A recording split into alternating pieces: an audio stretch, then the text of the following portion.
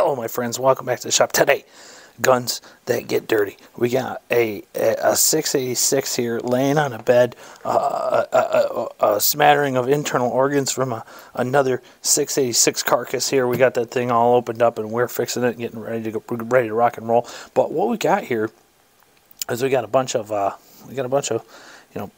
dirt and grime, a bunch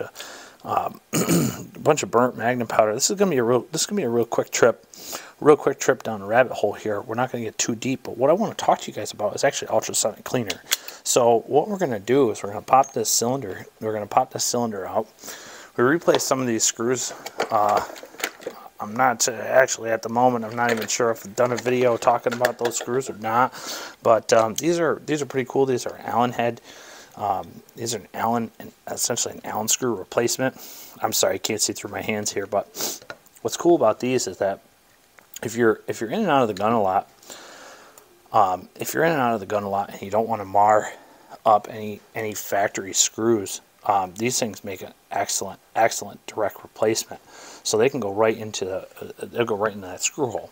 It's really great on other guns. Maybe you got something in the shop that you're going to be in and out of that you got to take apart and retorque down a bunch of times.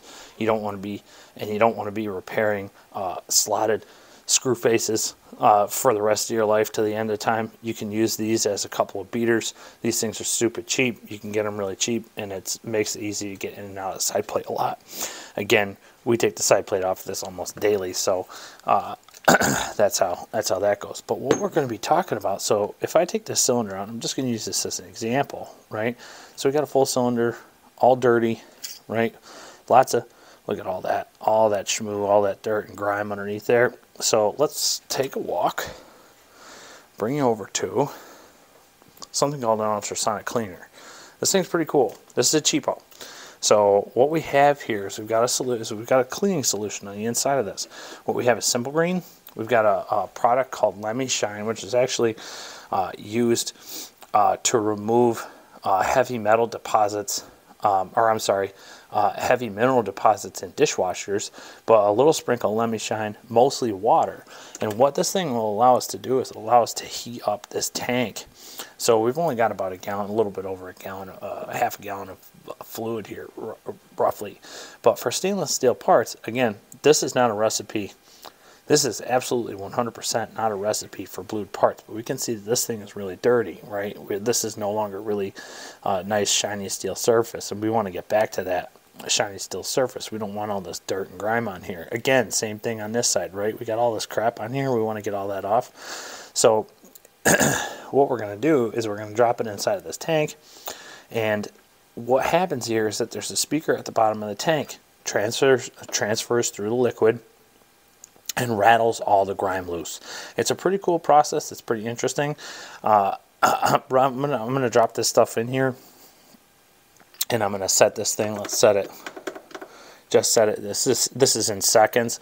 Not a huge fan of this design, but like I said, this thing is not terribly expensive. We can drop these parts right in here, and let this thing go. And now, by the time we come back, these parts are going to be 100% spick and span. All right, so this is done, right? This is in there. I did 2 cycles, so all I did was 2 cycles of 400 and something seconds, whatever this thing goes to. I can't remember. Sorry, I didn't realize I was clipping the mic there. 480 seconds, so we got a good 6-7 minutes there. So when I pull this out, and all I'm going to do, now this has been heating. You can see the red LED indicator here. This has been heating. I think that's important with ultrasonic cleaners that you can use, is that it will heat your fluid, because a lot of times I only got to wash just a couple parts. So if I'm keeping fluid in here for a long time, it's nice to be able to reheat it when I go to use it. So now if we pull this cylinder out, we can see, okay, so we still got some residue here on the face, but once we take, let's focus this up.